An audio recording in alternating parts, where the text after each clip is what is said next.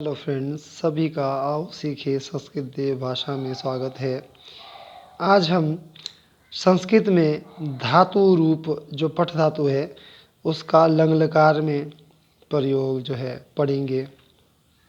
पठ धातु को पढ़ेंगे क्योंकि लकार जो है 10 प्रकार से होते हैं। लकार अर्थात काल जो है, या उसे कहें कि एक इस प्रकार से प्रयोग जिसका किसी शब्दों में प्रयोग किया जाता है परिस्थिति के अनुसार। और 3 काल तो होते ही हैं, लेकिन हम इस संस्कृत में जो है अलग अलग प्रकार से अलग अलग काल में जो है उसे प्रयोग किया जाता है, उसके बारे में आगे पढ़ते हैं। लेकिन पहले हमने पठ धातु लट लकार वर्तमान काल में हमने पढ़ा था। अब हम भूतकाल में उसके बारे में पढ़ते हैं कि हम उसको शब्द किस प्रकार से बनाएं। तो मैंने यहाँ पर पठ धातु ली हुई है, आप स्क्रीन में देख रहे हैं कि पठ धातु लंग लकार में मैंने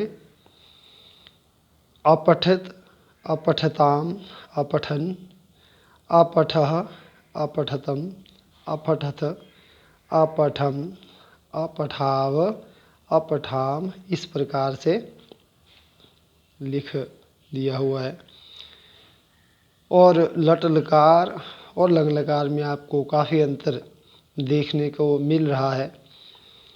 उसमें अ पहले नहीं था, लेकिन इसमें जो लंग लकार जैसे एक वचन है प्रथम पुरुष में अपठत है, तो वहाँ पे हम पठती इस प्रकार से लिखते थे, पढ़ते थे। यहाँ पर अ जो है हर एक शब्द में जो है आया हुआ है, तो इससे भी हम थोड़ा सा एक अपना अंदाज़ा लगा सकते हैं कि है लंग लकार जो है यहाँ पे प्रयोग हो रहा है किसी भी शब्द में, किसी भी वाक्य में जो है इस प्रकार से हम उसे जान सकते हैं, उसे पहचान सकते हैं उन शब्दों को कि ये लंग लकार यहाँ पे प्रयोग हुआ है, भूतकाल का ये वाक्य है, इस प्रकार से उसे पहचान सकते हैं। तो आइए अब थोड़े वाक्य बनाते हैं। चलिए, तो दोस्तों आप स्क्रीन में देख रहे हैं कि यहाँ आगे वाक्य बनाए हैं कि कमल ने भोजन खाया। कि कमल ने जो कर्म किया है वो खाने का किया है और वो कर लिया हुआ है, चाहे वो कल किया है, परसों किया है या थोड़ी देर पहले किया है, उसने खाने का काम जो है कर लिया हुआ है। तो आइए इसे बनाते हैं। ऊपर तो मैंने पठ धातु को लंग लकार दिया हुआ है, लेकिन इसी प्रकार से जो खाद धातु है, खाने के प्रयोजन में प्रयोग किया जाता है, तो यहाँ पे हम खाद धातु है वहाँ पे प्रयोग करेंगे। जैसे अपठते वैसे वहाँ पे अखादत इस प्रकार से प्रयोग कर दें। तो आइए चलते हैं।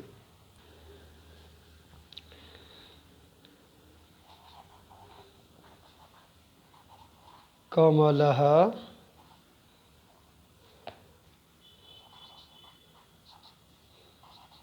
भोजनम। यहाँ पर पे जैसे अपठत है तो वहाँ पर हम जैसे यहाँ पे अपठत है वहाँ पे खाद प्रयोग करते हैं, तो यहाँ पे खाद से पहले अ लगाएंगे तो अखादत हो जाएगा। तो यहाँ पे होगा अखादत। तो कमलः भोजनम अखादत कि कमल ने भोजन खाया या भोजन खाया था। इस प्रकार से हमने वाक्य बनाया। आगे चलते हैं। श्याम कल विद्यालय गया था। अब यहाँ पे एक छोटा सा शब्द मैंने डाला हुआ है जो कि उसको वाक्य को थोड़ा बड़ा बनाने के लिए डाला हुआ है। उसी के आगे जो है यहाँ पे मैंने थोड़ा सा इन्वर्टेड कामा के अंदर रखा हुआ है इसको। तो यह इसका मतलब होता है जो गुजरा हुआ कल है या गुजरा हुआ कल है, गुजरा हुआ कल का समय है, उसके लिए प्रयोग होता है यह। और जो आने वाला भविष्य के लिए प्रयोग होता है वो श्वः होता है।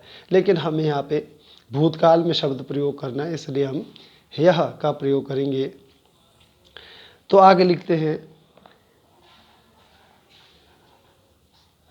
श्यामः ह्यः